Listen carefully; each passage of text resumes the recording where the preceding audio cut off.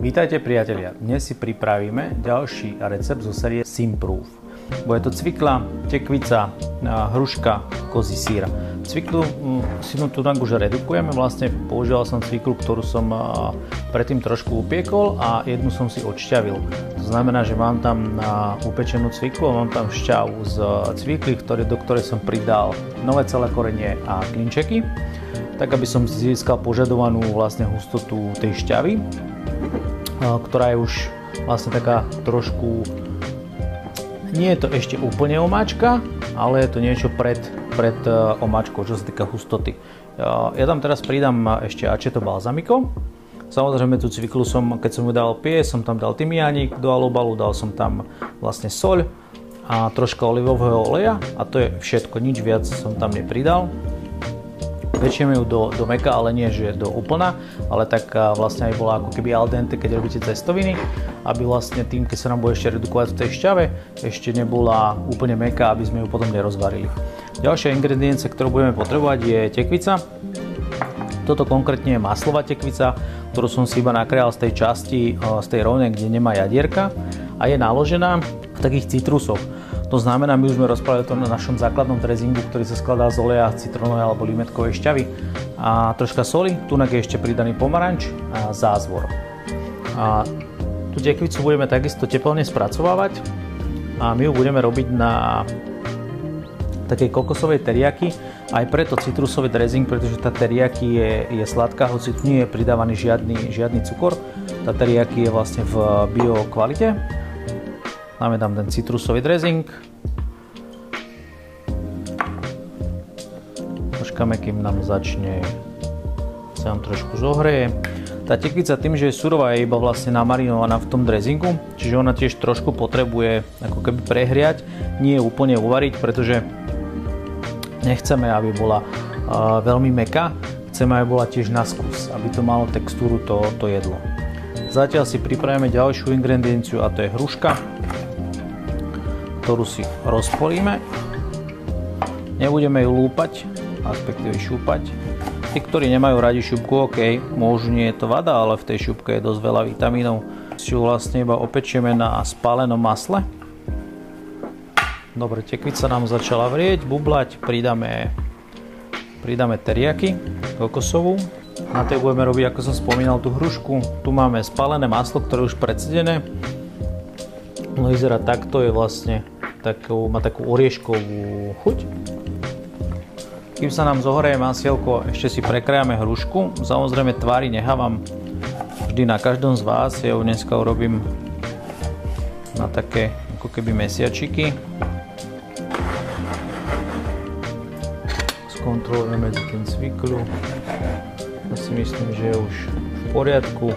Máme asi takúto hustotu tej šťavy. Vidíte tam, že ešte je tam aj to nové celé čierne korenie. Aj vlastne klinčeky, ktoré nám to fajne navoňajú. Tekvičku máme už dobre zredukovanú. Je tam tá hustota, zase to ukážem, je úplne taká niečo podobná asi ako sirup. Čiže je krásna, lesklá. Pridáme trošku čerstvého námletého korenia, aby nám to chytilo takú jemnú voňavosť. Nie pikantnosť, ale voňavosť. Ja si to ešte tak prehodím v tom ako keby sirupčeku. Máme hotové. Ideme na naše hrušky. Takže máme zohriaté to spálené masielko. Hrušky si trošku posolíme.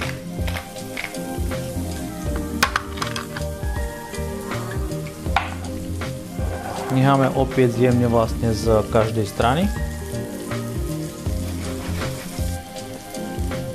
Takže hrušky máme vo farbe. Pridáme med. My to s ním nejak extra nepreháňame, nechceme to jedlo presladiť. Chceme len, aby trošku ako keby skaramelizoval.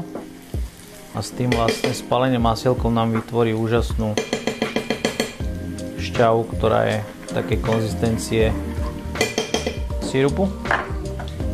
Už to ďalej teraz nepečieme, neopekáme, stiahneme to dole. Pridáme tekvicové semiačka, ktoré sme si už na sucho predtým opiekli.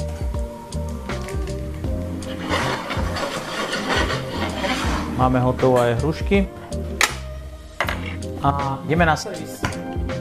Prechádzame k servisu, ja si najprv, samozrejme to nechávam ako vždy na vás, ja si dám najprv tú našu tekvicu s kokosovým teriyaki a citrusmi.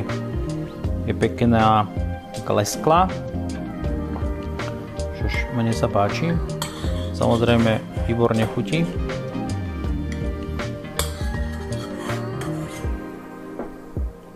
Spravil som si takéto ako keby carpaccio.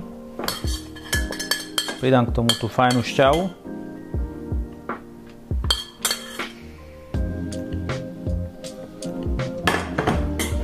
Potom idem na našu cvikľu. Zase pridám šťavu, lebo je veľmi dôležitá. Dáva na tam naozaj dostatok chuti. Potom pridám hruštičky.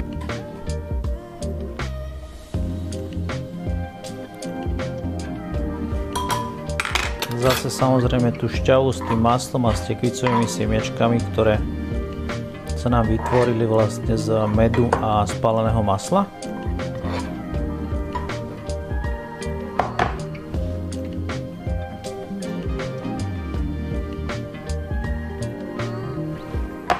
A ešte aby sme dostali do toho jedla krémovitosť, tak si tam pridáme kozí syr, ktorý len takto nalámem na nejaké kúsky, aké mi vlastne sa odlomia.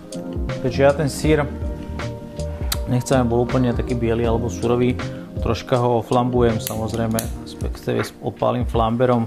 Môžete to urobiť, môžete si ho kľudne na pečiacom papieri opiecť celý a pridať ho tam celý nejakú tú ten tvár, aký chcete, alebo celé koliesko. Trošku spálim, zase dám tomu syru ďalšiu chuť a ho povolím, aby sme cítili chuť toho kozieho syra. Tento je zrejúci s bielou plesňou na povrchu, čiže má naozaj takú dovriežková chuť. Ďalej si pridáme tekvicový olej.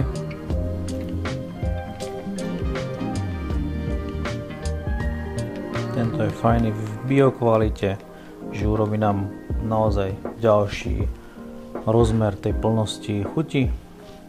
Ešte kto má rád, môže, kto nemá rád, nemusí. Ja milujem koriander, čiže ja si tam dám ešte koriander, ktorý nám spraví taký fresh efekt. Takže priatelia, ja prajem už iba dobrú chuť.